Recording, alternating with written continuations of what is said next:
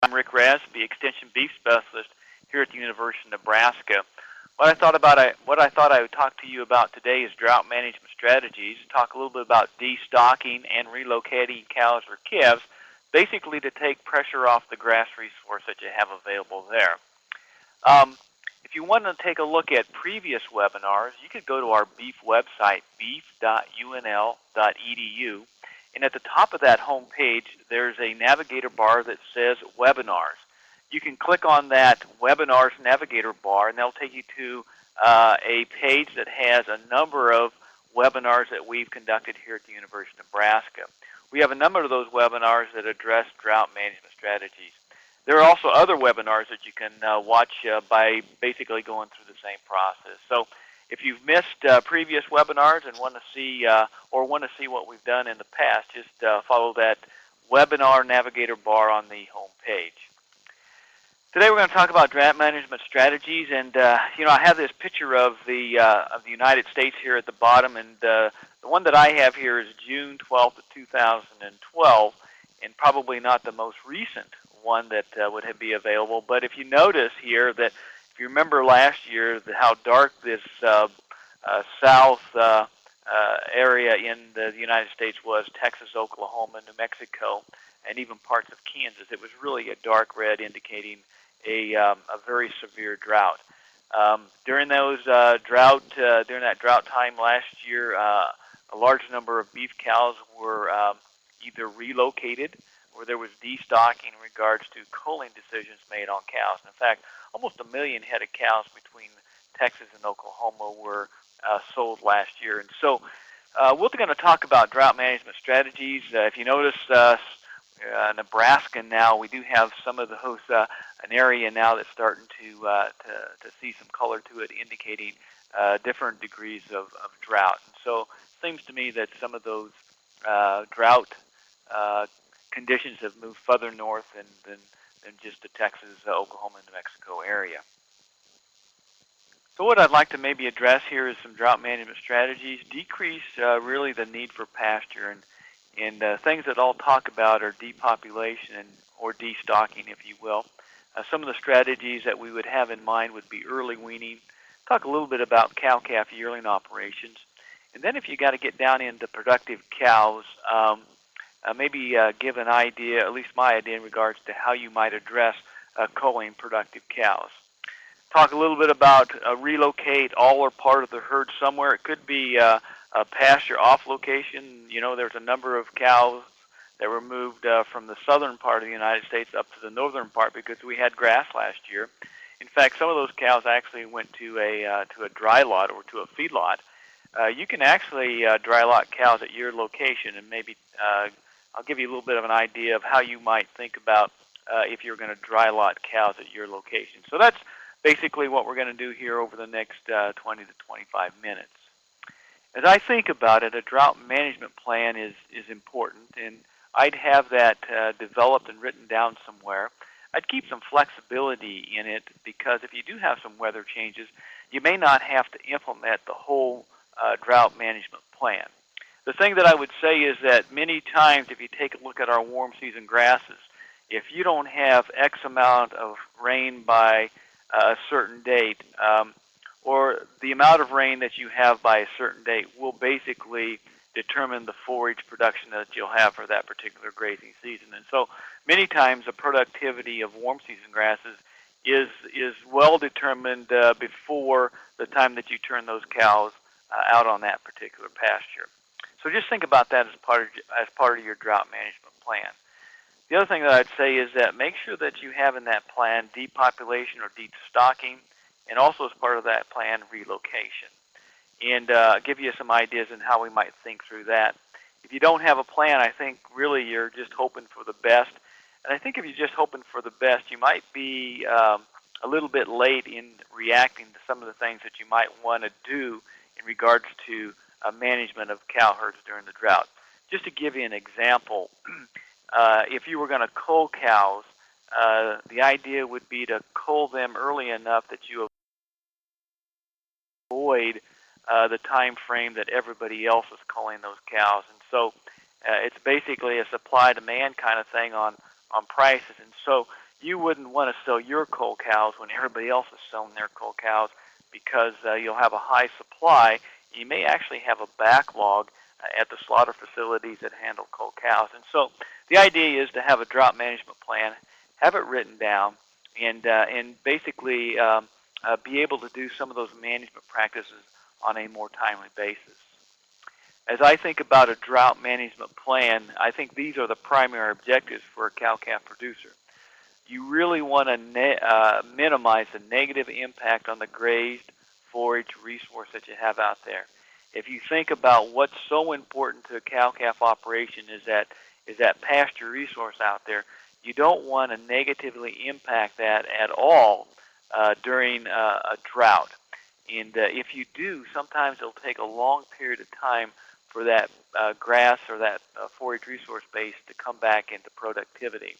And you think about some of the fragile soils that we have here in Nebraska, that becomes really important. That resource becomes really important, and you got to really think through how you might manage that through or during a drought. The other idea would be, can I keep productive cows in the herd? And you've taken a lot of time to develop the genetics that you have in your cow herd, and you've developed that genetics so that it fits the resources, especially the forage resources that you have out there. And so the idea would be, how can I keep the productive cow herd together? And then the other challenge is how can I stay profitable? And hopefully some of the things that we'll share here in a few minutes will help you stay profitable. But to me, those are the primary objectives, and really focus on the idea of not negatively impacting that graze forage resource base that you have out there. In regards to decrease in need for pasture, the thing that I would say is that depopulation, destocking can be part of that drought management plan. As I think about that, I think one of the things that producers should think about early on as part of the drought management plan is to early wean calves. And you can actually successfully early wean calves, the youngest calf at 45 days of age, and probably a little bit easier when those calves maybe are somewhere around 90 days of age, or a little bit older and probably less of a challenge to handle as compared to 45 days of age. But you can early wean at 45 days of age. The thing that you might think about is that do I need to early wean all the calves to free up enough grass to maintain cows on pasture? So the idea would be is do you have to early wean all the calves? And I'll give you some data here to work off of here in a few minutes. Do I need to wean all the calves, or can I wean part of the calves? And you think about some of those females in your cow herd that might respond really favorably to early weaning would be first calf cows, females that have their calf on them for the first time. They're the ones that, from a nutrition aspect, are really being challenged, and probably even being more challenged during drought conditions and when you might have limited forage supply out there. The other thing is that if there's some old cows that you're really thinking about culling, that may be a group of cows that you early wean the calves off of. Okay. Cows that you have marked to cull. Maybe you've marked cows during calving that you say, you know what, when we get these calves weaned off, those cows are going to be culled. And so if you're thinking about depopulation and you don't want to early wean all the calves off those cows, then maybe you can take calves off of these cows, first calf heifers, old cows that you've marked as culls, and that might free up enough grass to maintain cows and calves together and get you maybe to corn stalks or something like that.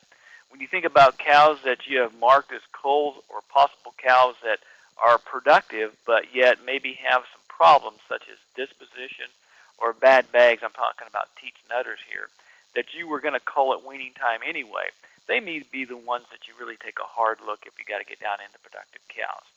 I would say from a cow-calf yearling operation, you already have a drought management plan in place. In that to me, the yearlings, when you get into a drought, the yearlings are those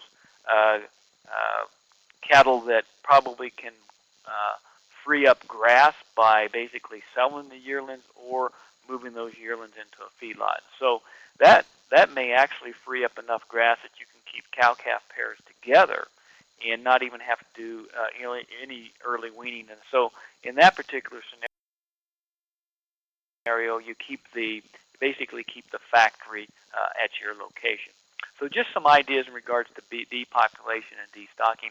I think we really need to think hard about early weaning calves. And then if you don't want to early wean all the calves, maybe take a look at and target some early weaning towards some first calf heifers, old cows, or maybe cows that you were going to cull anyway. The other thing I would say is that as you think about depopulation, identify productive cows to cull, and the idea would be non-pregnant cows. You don't want to have to maintain or at least put any expensive feed into non-pregnant cows. And so the idea here would be to identify open cows or non-pregnant cows as early after the breeding season as possible. I would preg check somewhere at least maybe 40 to 45 days, not after weaning, but after the close or after the end of the breeding season. So preg check early, and so that means preg check, that's not after weaning, but preg check 40 to 45 days after the end of the breeding season. The reason why I say 40 to 45 days after the end of the breeding season is that you probably don't want to, messing with pregnant cows, maybe late pregnant cows, you probably wouldn't want to do that until at least 40 to 45 days after they become pregnant. So hopefully you have the majority of those cows bred early in the breeding season, but still you might have some bred late in the breeding season. You don't want to have those cows abort because you run them through the chute or something like that. So wait until 40 to 45 days after the end of the breeding season to preg check, but identify open cows early. The other thing that I would have you take a look at, if you do have individual cow records, I think in drought conditions, this is really where those records come into play and can be used very effectively. Maybe look at the last 2 to 4 years of these individual cow records, and let's say a cow ends up in the bottom fourth or bottom third consistently over that 2 or 4 year period. She may be telling you that she doesn't quite fit the resources that you have available there for her, or your management style, and they may be likely cows that you might want to cull. So look at your individual cow records. Look at those cows that might rank in the bottom third or bottom fourth consistently over a 2 to 4 year period, and they may be cows that you may want to think about culling. So if you got to get into productive cows, identify non-pregnant cows. Preg check early, and that's 40 to 45 days after the end of the breeding season, not after the end of the weaning season or weaning that I have here on this slide, but after the end of the breeding season. And then the other thing would be to take a look at individual cow records and just see if there's some cows that rank low all the time in regards to the kind of calf that they produce, and they may be cows that you might consider culling. Here's the data on the early weaned calves is that for each 2.5 days, that would be for each 2.5 days that the calf is weaned, basically supplies one more day of grazing for a 1,200-pound cow. And this is based off the difference in feed intake between a lactating and a non-lactating cow is somewhere between 4.5 and almost 6 pounds. We have good data that says that calf that's 300 pounds, it's probably eating somewhere around, I would say 5 to 5.3 pounds of dry matter per calf per day. And so that's how you get to the numbers. For each 2.5 days that the calf is weaned, supplies another day of grazing for that 1,200-pound cow. It does reduce cow cost, especially if you have to start hauling feed, expensive hay to them or to cows. And so that's the data, and that's how you would free up some grass resource and maybe maintain that cow herd on your pastures and not have to relocate anywhere. The other thing I would say is that you might consider retaining ownership of the calf, and I'll show you some reasons why here in a few minutes, either at your location or maybe at a feedlot that you could take early weaned calves to. If you do keep the calves at your location, I think it's important that you think about how you put together a high-quality diet or ration for those calves. First and foremost, uniform particle size is going to be important. Young calves will like to sort the diet. So if you have uniform particle size, they're going to eat the whole diet, not try to sort through it. This is not a place that you can use some low-quality roughages as part of that diet. The energy content needs to be between 65 and 75% TDN. Protein content 14 to 16%. Calves probably need to gain. Calves on the cows will gain anywhere between 2 and 2.2 pounds per day, and so we probably need to develop a diet where calves can gain close to that. I would coarse grind all feeds if I was feeding a complete diet. Remember, do not finely grind them. They can be digested way too fast in the rumen, especially if you have things like corn in that ration, which is okay, but just don't finely grind it because it can be digested fairly quickly, and you could get some subacute acidosis or even some bloat. And so, cracked corn, if that's the way you're going to go, that would work out just fine. Keep the dust down. You could use liquid molasses to keep dust down. Calves of any size, especially early wean calves, just don't like the dust. Feeds with moisture would work out good to add some texture and moisture to the diet. Silages, I'm just not a big proponent of silages for early wean calves to start them on. They don't tend to adapt to fermented feeds very quickly. You could actually, over time, work silage into the diet, but probably not from the get-go. The grain co-products really work nice, especially the modified distillers grains or the wet distillers grains. They'll add moisture to the diet. They're high in protein, they're high in energy, they're high in phosphorus, so you do not need to supplement phosphorus. Remember that in these calves you would want to come back and supplement calcium because you got plenty of phosphorus in these diets that have co-product, and you want to basically bring some calcium back into the diet. 1.5 to 1 would be the bare minimum calcium to phosphorus ratio. I'd like to have it a little bit higher than that. Bring some calcium back in because you don't want to have to treat calves for urinary calculi, and that's what happens when you get a very low calcium to phosphorus ratio. So high quality feeds, uniform in particle size, so that those calves can't sort the diet out. The other thing is that you'd want to probably be able to, you want to make sure that they're eating, and if you can do that, you can probably reduce morbidity and mortality. That basically brings up another topic, is that one of the ideas on early wean calves is that you actually might want to start them on creep feed before you early wean the calves. In this particular situation, I'd say creep feeding is more like bunk breaking, if you will. And so maybe 2 to 3 weeks before you early wean calves, get a creep feeder out there, get them to eat that creep feed, and they'll be much easier to wean, I think. At least they'll know what to eat out of a bunk and come and eat feed. The other thing is that if you get them eating, the sooner you get them eating after you early wean, you reduce morbidity and mortality. The other thing is you have to treat calves through the feed. You got calves eating, you can basically treat those calves through the feed. So maybe putting out a bunk or a creep feeder and getting them to eat early before you early wean would be pretty important. The other thing that I would say in regards to early weaning is that you'd sure want to work with your veterinarian to work up a vaccination program for early wean calves. Again, make sure you pay close attention to the respiratory diseases and work with a veterinarian to do that. Our experience with early wean calves is that they really do all right. You would think they would be sick, but they actually, we've had, our early wean calves have been really healthy. The thing you think about is that at least if you early wean in the summertime, it's hot during the day and hot at night, so you don't get those big fluctuations in temperature as what you calves might experience in the fall. And so just some ideas there in regards to getting calves to eat, maybe dragging out a creep feeder, and also work very closely with your veterinarian in regards to developing a vaccination program. The reason why I said that you might consider retaining ownership of those calves is that this is some data. Dan Faulkner out of the University of Illinois has probably the most data on early wean calves. And his data, and this would be pretty good numbers, and his data would say that early wean calves, when they're backgrounded maybe for a 2-week period and then stepped up on a high starch diet, is that they have a high propensity to grade average, choice, or better. And so in his data, early wean calves, this would be 90 and I think 115 days, is that over 70% of them graded choice, average, or better. And so this is really good for calves, but you background them for about a 2-week period, and then you step them up just like what you would do in a feedlot diet. You step them up onto a hot diet or a hot diet, a high grain diet, and this is results that at least he saw in his early weaned calves.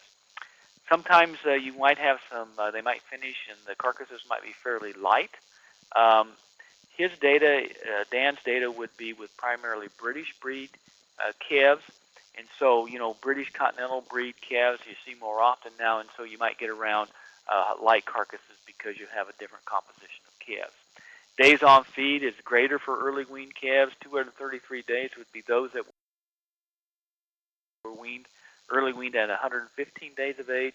I think you can add probably another, at least 50, maybe 60 days for calves that are weaned at 90 days of age. So days on feed does depend on the age that they had at weaning, but early weaned calves do stay in the feedlot for a longer period of time. One of the things that you see in Dr. Faulkner's data is feed to gain, is that these early weaned calves are really efficient at converting feed to gain, 5.1 pounds of dry matter per pound to gain. And so that's really pretty good when you take a look at regular calf feds, which would be somewhere between 5.8 pounds of dry matter up to 6.2 pounds of dry matter per pound to gain. And so I think when you think about it, I don't know if you need to retain them all the way into the feedlot, but maybe retaining them for some time after weaning time, you can take advantage of that good feed conversion that those early weaned calves tend to have. Now to just, so we talked about early weaning calves to take some pressure off the pasture, relocating cows to a pasture off-site, and that could maybe be all or part of the herd depending on how much forage you need to save, or at least have available when you take part of the cow herd off of there. So who's responsible? Make sure if you do relocate to someplace off-site and maybe even to another state, make sure you understand who's responsible, who checks on the cattle, who repairs fence, who doctors for sick cattle. Remember that we do have a national animal identification program out there, and it's the responsibility of the states. If you do happen to relocate cows to another state, make sure that you call ahead and make sure that those cows are identified properly so that they can be accepted into that pasture or into that state where that pasture may be located. I used to not think a lot about biosecurity, but I think when you think about some of the reproductive diseases, I think you work with your veterinarian to develop a biosecurity plan, especially if you're going to relocate only part of your herd maybe off your site or into another state, and the other part of your herd is going to stay at your location. And so being able to put together a biosecurity plan that maybe when you move those cows that have been relocated off your site, they come back to your site, you probably need to keep them, or I would suggest to keep them quarantined for maybe 2 to 3 weeks to make sure that you haven't brought any diseases back that you don't want. But again, I think you need to think about this and work with your veterinarian to put together a biosecurity plan. The other alternative, and this happened in 2011 when when cows that had the drought down in the Oklahoma, Texas, southern Kansas region, is that there were cows that were relocated to a feedlot.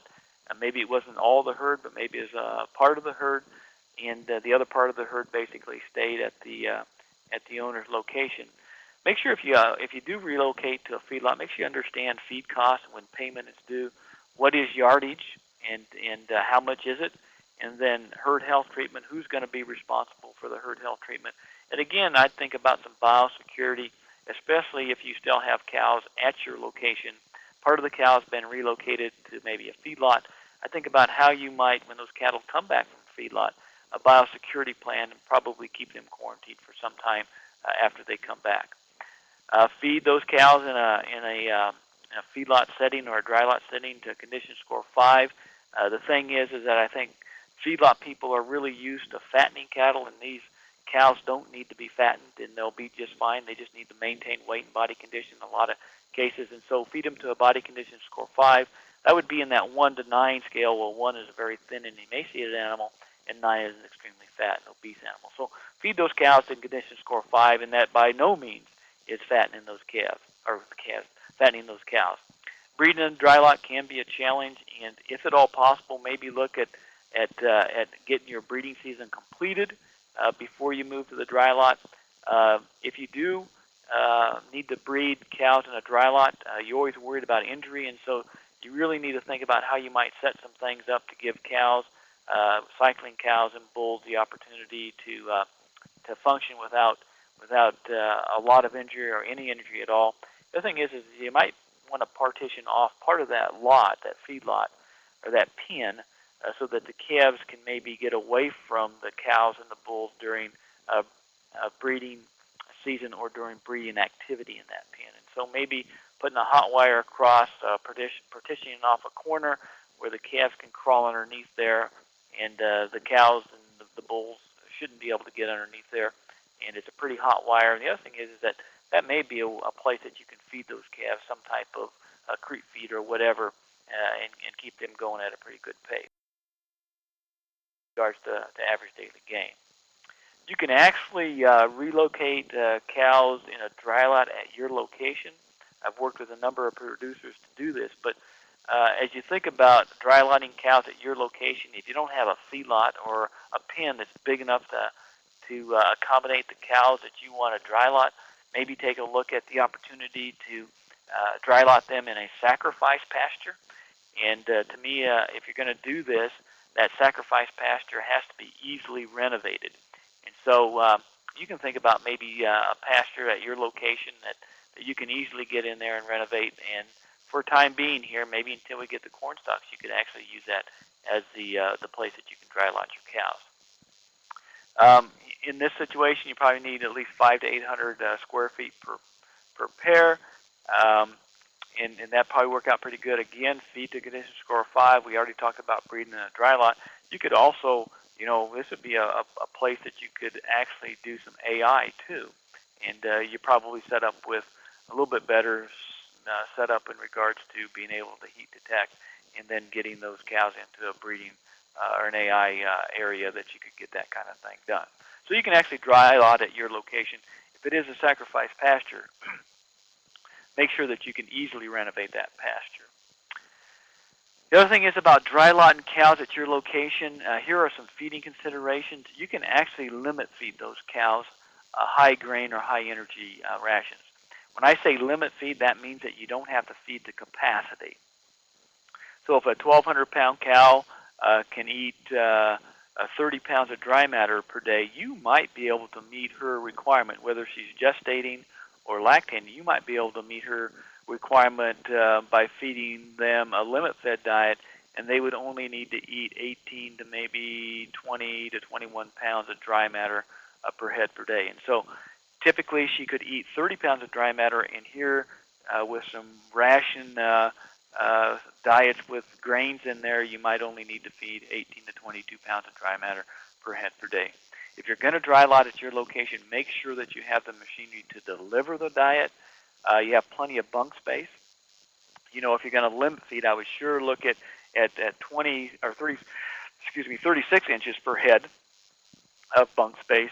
Okay, and that would be probably what I would shoot at, especially when you think about, or at least target, when you think of a limit-fed diet, all those cattle are probably going to be coming to the bunk at one time. I don't see many folks feed grain on the ground, so I'm not going to even cover that.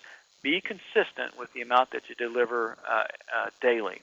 And so just like you would be in a feedlot, they're consistent with the amount that they deliver daily. If you dry lot cows at your location and you're going to limit feed, make sure that you deliver the amount that needs to be delivered on a daily basis. If a supplement is fed, probably want to include an ionophore. Ionophores like Rumensin or Bovatec would work out just fine. I don't fine grind any of the forage. I would say 5-inch or 7-inch screens. Basically, on a limit-fed diet, it's going to move through the rumen quick enough, if you will. And if you leave just a little bit longer stemmed hay in there, probably going to slow down rate of passage, and those cows are going to feel content for a longer period of time. Limit-fed rations, sometimes hard to balance with grains and low-quality forages. They tend to be pretty easy to balance with low-quality forages and byproducts. Cows will act hungry and appear gant for the maybe the first 2 weeks or so. What I would do is probably consider for the first week feeding those cows twice daily. So you take half of that limit-fed diet, feed in the morning, half in the evening, and then after a week, just go to one-day feeding. If you notice calves eating out of the bunk, then you'll probably have to increase that diet by at least 1% of the calf body weight. Make sure that, this I think is pretty important. If you have the opportunity, sort your cows into a group of young cows and a group of old cows. And especially when you get into limit-fed diets, is that those young cows are probably going to get pushed around, and you want to make sure that they don't lose weight and body condition in this limit-fed dry lot scenario. So being able to put maybe young cows into a pen and older cows into another pen might work out pretty good. Salt and mineral would be pretty important. You could do that free choice. Remember, when you think about the byproducts and some of the diets that you might put together, especially distillers grains, you're probably going to need calcium in that diet and not phosphorus. And so that's okay from an economic standpoint, because phosphorus is probably the most expensive mineral that we have out there. Talked a lot about a lot of things, basically early weaning, how we might handle that cow and calf. Talked about the reasons why we might consider early weaning, and then retaining ownership of that calf. Talked a little bit about how we might identify cull cows, and then the last part here was maybe taking some pressure off the pasture by relocating some of the cows to a pasture off location, or maybe into the dry lot. This is our beef website, beef.unl.edu. And if you notice down here at the bottom of the left-hand side, there's a navigator bar that says Drought. A lot of things that we talked about here today are in the Drought section of our beef website. So just click on that, and you can read more about some of the things that we covered today. Thank you, and have a good day.